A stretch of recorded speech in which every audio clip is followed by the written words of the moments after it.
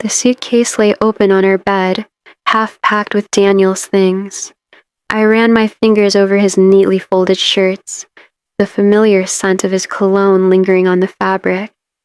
3 weeks.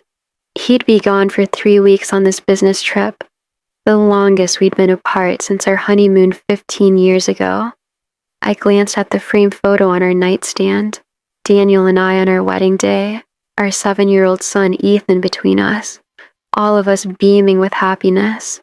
So much had changed since then. Mom, have you seen my chemistry textbook? Ethan's voice echoed from the hallway, pulling me from my thoughts. At 17, he was the spitting image of his father, the same dark eyes, the same quiet intensity, the same stubborn chin. But unlike Daniel, who wore his emotions openly, Ethan had mastered the art of keeping his feelings locked away, especially since the accident. Check under the coffee table, I called back, zipping Daniel's suitcase closed. That's where you left it last night. I heard him mumble a thanks before his footsteps retreated down the stairs. 3 weeks alone with my son. 3 weeks to try to bridge the growing distance between us. The thought made my stomach tighten with anxiety. Daniel appeared in the doorway, his phone pressed to his ear, his brow furrowed in concentration as he discussed last-minute details with his colleague. He caught my eye and mouthed, "Sorry," before stepping back into the hallway. I knew this trip was important, a chance for his architecture firm to land a major international client, but I couldn't help feeling abandoned, especially now, when our family felt so fragile. The accident had happened 6 months ago. Rain-slicked roads, a truck that didn't stop in time, and our car spinning out of control. Daniel had been driving, with Ethan in the passenger seat. I was working late at the hospital, my shift as an ER nurse running longer than expected. The call came just after midnight. They were both alive, but injured. Daniel had escaped with a broken arm and minor cuts, but Ethan had suffered a more serious head injury, requiring surgery and weeks of recovery. Physically, he had healed completely. Emotionally, the scars ran deeper. He had withdrawn from us both, but especially from his father. The therapist said it was normal, that trauma affects family dynamics in unpredictable ways, that we needed to be patient. But patience had never been Daniel's strong suit, and lately, their exchanges had grown tense, sometimes erupting into shouting matches that left all of us exhausted. "Car's here," Daniel announced, returning to the bedroom. He lifted a suitcase from the bed and sighed. "I wish the timing was better, Emma. I really do." "I know," I said, forcing a smile. "We'll be fine. Maybe this break will be good for everyone." He pulled me close, burying his face in my hair. "I love you. Call me anytime, day or night." "I love you too," I whispered, breathing him in, trying to memorize the feeling of his arms around me. It had been months since we'd been truly intimate. The stress and exhaustion of the accident's aftermath had taken its toll on that part of our relationship too. As Daniel said goodbye to Ethan downstairs, I stood at the bedroom window, watching the trees sway in the autumn breeze. When the front door closed and the car pulled away, the house fell into an uneasy silence. I took a deep breath and headed downstairs, determined to make the most of these 3 weeks. The first few days passed in awkward coexistence. Ethan went to school, came home, locked himself in his room to study or play video games, and emerged only for meals, which we ate in near silence. I worked my shifts at the hospital, came home, cleaned, cooked, and tried not to take his indifference personally. Daniel called every night, his voice a comforting reminder of normalcy amidst the strange new rhythm of our household. On the 4th night, as rain pattered against the windows, I was curled up on the couch with a medical journal when I heard Ethan's footsteps on the stairs. He appeared in the living room doorway, hesitant, clutching a photo album I hadn't seen in years. I found this in the attic, he said, his voice softer than usual. When I was looking for Dad's old telescope, my heart jumped at the sound of his voice. It was the most he'd said to me at once in weeks. The telescope still works? I thought it broke years ago. I fixed it, he said with a small shrug. There's supposed to be a meteor shower tonight. Thought I might try to see it. I set my journal aside, making space beside me on the couch. Show me what you found. To my surprise, he sat next to me, opening the album on his lap. The first page held photos from before he was born. Daniel and I in college, where we'd met in a literature class neither of us had particularly wanted to take. We'd been paired for a project on Jane Austen, and our initial mutual disinterest had gradually evolved into friendship, then something deeper. You look so young, Ethan murmured, studying a photo of Daniel and me at a campus coffee shop, books spread between us, both of us laughing at something long forgotten. We were, I said, smiling at the memory. I was 19 when we met. Your dad was 21 and convinced he knew everything about everything. Ethan's fingers traced the edge of the photo. When did you know that he was, the one? The question caught me off guard. Ethan had never shown interest in our love story before. Not right away, I admitted. We were friends first, good friends. And then one night we were studying late in the library and the power went out during a storm. The emergency lights came on and suddenly, seeing him in that half light, I just knew. Something shifted, like recognizing a person you've known your whole life, but are truly seeing for the first time. Ethan nodded slowly, turning the page. The next photos showed our early years together, our tiny first apartment, holidays with both sets of parents, our engagement at the ocean where Daniel had knelt in wet sand and nearly dropped the ring in a wave. He seems different in these, Ethan observed. Less serious. I leaned closer, studying Daniel's younger face. Life changes people, responsibilities, stress, worry. They leave their marks, but underneath, he is still that person. We both are. We continued through the album, our wedding, the day we brought Ethan home from the hospital, his first steps, first day of school. As we neared the end, the photos grew sparser, the time between them longer, life getting busier, moments captured less frequently. The last page held a photo from just before the accident, the three of us at Ethan's science fair, his project on renewable energy having won first place. We all looked happy, unaware of how everything would change weeks later. Ethan closed the album, his expression unreadable. Thanks, he said quietly, standing to leave. Ethan, I called as he reached the doorway. He paused but didn't turn. The meteor shower? Would you mind some company? He hesitated long enough that I thought he'd refuse, but then nodded once. Midnight, on the back deck. Bring a blanket, it's getting cold out there. That night marked a subtle shift. We didn't talk much as we watched the meteors streak across the sky, but the silence felt companionable rather than strained. The next morning, Ethan joined me for breakfast without being called, and when he left for school, he actually said goodbye instead of simply walking out the door. The days that followed brought small changes. Ethan began spending evenings in the living room instead of his bedroom, sometimes reading, sometimes watching TV with me. We cooked dinner together twice, laughing when he nearly set off the smoke alarm trying to make risotto. He asked about my work at the hospital, and I found myself sharing stories I'd never told him before. The challenges, the heartbreaks, the unexpected moments of joy.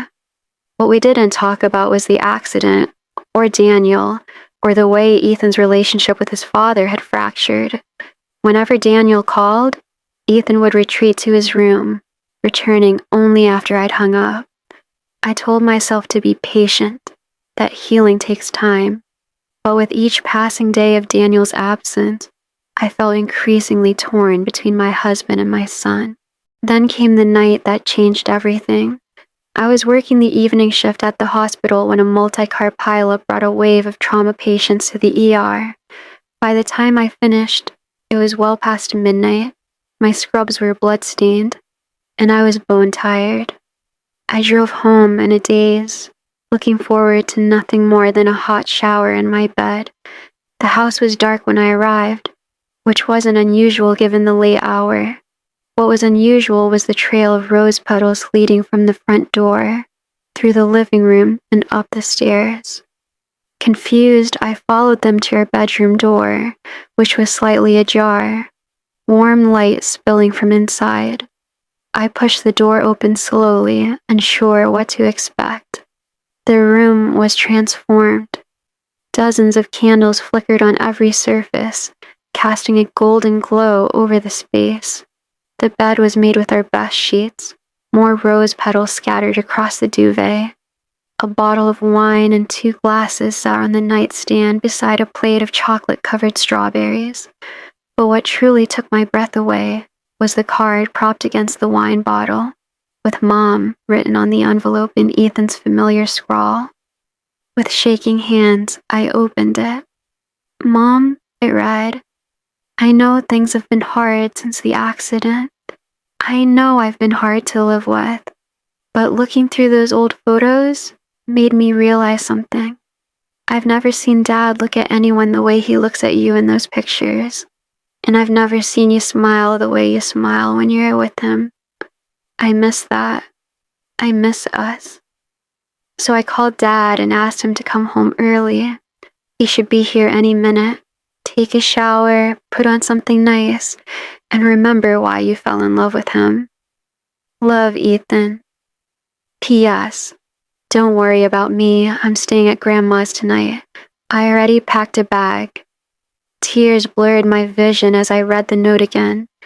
Before I could fully process what was happening, I heard the front door open and close downstairs, followed by familiar footsteps on the stairs. I turned just as Daniel appeared in the doorway, his travel suit rumpled, his eyes tired but bright with anticipation. "Surprise," he said softly, a nervous smile playing at his lips. "I hope this isn't too..." Ethan called and said. He thought we needed some time, just us. I crossed the room in 3 steps and threw my arms around him, burying my face in his shoulder. "I can't believe he did this," I whispered. "I can't believe you're here." Daniel's arms tightened around me. "I've missed you, Emma. So much. These past months, I've felt like I was losing both of you, and I didn't know how to fix it." I pulled back just enough to look at him, really look at him, for the first time in months. The lines around his eyes had deepened, and there was more silver in his hair than I remembered. But his gaze held the same warmth it had that night in the library when I'd first realized I was falling in love with him. "We need to talk," I said, taking his hand and leading him to sit on the edge of the bed. "About Ethan, about us, about everything." And we did. For hours we talked more openly and honestly than we had since before the accident. Daniel confessed his guilt. He had been driving after all when Ethan was hurt. I admitted my fear that our family would never recover, that the distance between all of us would only grow wider with time. We talked about the strain on our marriage, the intimacy we'd lost, the way we'd both retreated into our separate corners to nurse our private wounds instead of healing together. As dawn broke, we lay tangled in each other's arms, the candles long burned out, the wine half drunk, the strawberries mostly eaten. Daniel traced lazy patterns on my bare shoulder, his touch familiar yet thrilling in its rediscovery. "We should thank Ethan," he murmured against my hair. "I'm not sure we would have found our way back without his push." I nodded, thinking of our son, not the withdrawn, angry teenager of recent months, but the thoughtful young man who had seen his parents' love story now in those old photographs and decided it was worth saving. He's more like you than either of us realize, I said, seeing beneath the surface, finding solutions when the rest of us are stuck. Later that morning, we drove together to pick up Ethan from his grandmother's house. He looked nervous when he saw us both, his eyes darting between our faces as if searching for signs of how the night had gone. Daniel stepped forward first, pulling him into a hug that Ethan, after a moment's hesitation, returned. "Thank you," Daniel said simply, his voice thick with emotion. Ethan shrugged, embarrassment coloring his cheeks. "No big deal. The house was getting too quiet anyway." But I saw the relief in his eyes, the cautious hope. As we drove home, the three of us together again, I realized that what Ethan had given us wasn't just a romantic night. It was permission to start over, to rebuild what had been broken, to remember that love, in all its forms, requires courage and effort and sometimes a little orchestrated magic. That evening, as Daniel unpacked the suitcase he'd only half emptied upon arriving home, I found him standing by the dresser, looking at the wedding photo I'd been contemplating the day he left. "What are you thinking?" I asked, wrapping my arms around him from behind. He covered my hands with his. "I'm thinking that I'm the luckiest man alive, and that our son might have a future in couples counseling." I laughed, resting my cheek against his back. "Or maybe romantic matchmaking." "Speaking of romance," Daniel said, turning in my arms, "I was thinking we might plan a weekend away, just the two of us." Ethan suggested we might need more than one night to really reconnect. Warmth bloomed in my chest. "He said that?" Daniel nodded, his eyes crinkling with amusement. "He also gave me a detailed list of restaurants you've mentioned wanting to try, your current favorite flowers, peonies apparently, and a reminder that you love dancing, but we haven't gone in years." Fresh tears pricked at my eyes, but they were happy ones. The sun I'd feared was slipping away had been watching, listening, storing away pieces of my heart all along. Later that night, after Daniel had fallen asleep, I tiptoed down the hall to Ethan's room. The door was ajar, light from his desk lamp spilling into the hallway. He was bent over his chemistry textbook, earbuds in, foot tapping to a rhythm I couldn't hear. I knocked gently on the door frame. He looked up, pulling out one earbud. "Hey, Mom, everything okay?" I crossed the room and pressed a kiss to the top of his head, something I hadn't done in far too long. "Everything's perfect. I just wanted to say thank you. What you did, it means more than you know." Ethan ducked his head, but not before I caught his smile. "I just wanted things to be like they were in those photos again, for all of us." I perched on the edge of his desk. "They won't be exactly the same. We've all changed, but maybe they can be better, in a different way." He nodded thoughtfully. "Dad said he's going to finish teaching me to drive, and that maybe we could go camping like we used to." "I'd like that," I said, heart full at the tentative plans, the bridges being rebuilt. "We could make it a family trip." "Yeah," Ethan agreed, his expression softening. "A family trip sounds good." As I left his room, I paused in the doorway, watching him return to his studies, the determined set of his shoulders, so like his father's. My husband wasn't home that night when my son did something I couldn't believe, something that reminded me of the power of love to heal, to persist, to transform. Something that showed me that family isn't just about blood or shared history, but about the choices we make every day to see each other, to forgive, to begin again. I returned to bed, curling against Daniel's sleeping form, his arm instinctively wrapping around me even in slumber. Outside, the autumn wind rustled through the trees, promising change, promising winter, promising spring to follow. Inside our home, a different kind of promise had been renewed, one of patience and understanding, of second chances and unexpected gifts. of love that endures, not despite life's storms, but because of the strength they reveal within us.